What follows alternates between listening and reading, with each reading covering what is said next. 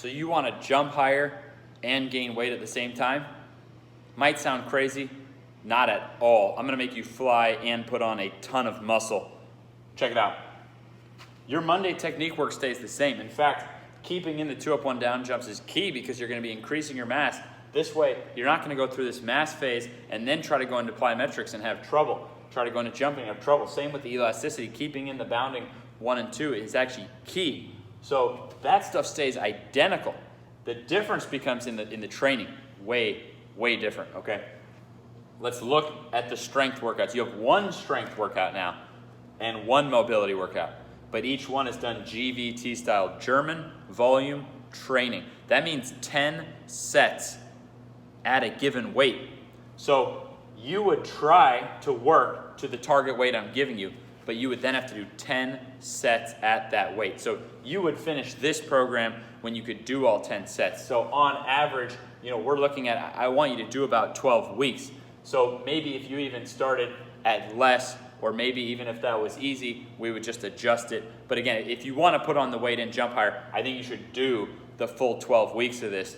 So one of the workouts, you're supersetting Patrick step up in Nordic. The step up is still for 10 reps, but the goal is only 2/3 of weight, not full body weight. Someone who could do 1 set of 10 at 100% body weight could, well, the other way around, someone who could do 10 sets of 10 at 2/3 body weight could definitely do 1 set of 10 at 100%.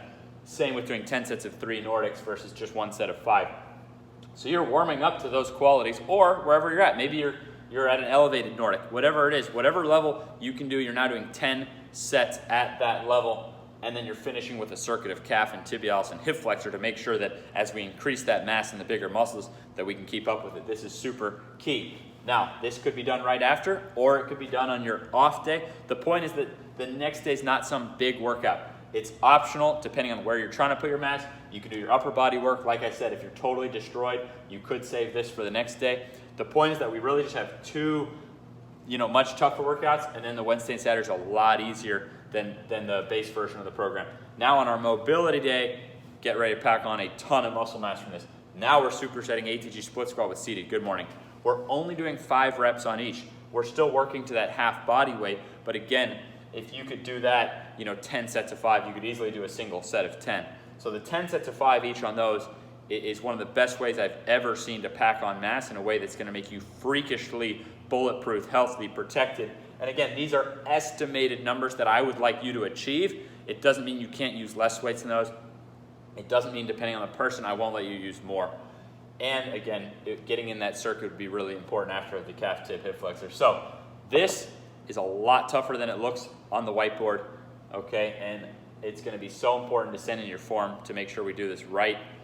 But this is how you are going to be able to actually gain a lot of weight, whatever is needed for your sport or level. And again, some guys are just going to be so thin that they will actually jump higher off this program because they need more muscle mass to even tap into. And if they're skinny and bouncy, if they just had more muscle mass, doesn't mean the base versions and stuff and the regular version won't pack on a ton of muscle mass. But we're talking, really skinny. The point is this is just an option. So whether someone's really skinny, needs to put on a ton of mass, or they're, super advanced, doesn't matter.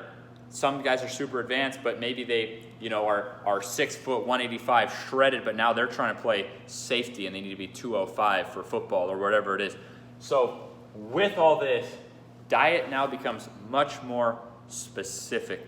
Okay, the diet, you're gonna have to eat more calories than you expend. And much like the fat loss diet, I have my own personal opinion what can work for guys, but this is really gonna be dependent on the person. We're gonna help you with your diet if you're in this situation. This is where diet just becomes hugely important, is in these fat loss and muscle building. So I'm gonna show you some targets I like for guys. Targets I like is around 6 eggs plus bacon, sausage, whatever, and either nuts or avocado in the morning. So we're starting the day off and we're getting right to work on calories. Try to keep these calories as dense as possible. And then at lunch, you got a pound goal. Like your goal is to get down like a pound of meat. And if you can put down some sweet potatoes or rice with that, excellent. And you're trying to do this again, you're trying to do that again at dinner. Now this would provide a framework, okay? Now if you really want to take it up a notch, if you can sandwich, not literally a sandwich, if you can figure out how to get a liquid meal in between these and before bed, and this will really be dependent on the person. Some guys might not want to use whey protein, all three of them. But you probably don't want to do soy protein or something which might be, have more risk of not, creating as much muscle mass for you.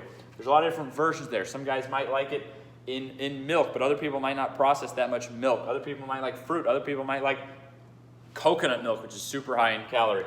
So there's a lot of options there depending on you, what taste you can get down. But if we can get 3 monster, but trying not to put junk in, meals with another 3 liquid meals, trying to get as much protein into those liquid meals as possible, and depending on the person, even some carbs into those liquid meals, then with 6 feedings like that and following this program, I mean, you're going to get extremely jacked. And again, it's, are you trying to put on 5 pounds or 10 pounds, or is it like, holy shit, only way I'm going to get a scholarship is if I get more athletic and put on 25 pounds or something like that. So there's a lot of variance. That's why we coach you. That's why you have our numbers to work with this stuff on. But you now have the blueprint to put on weight while jumping way higher.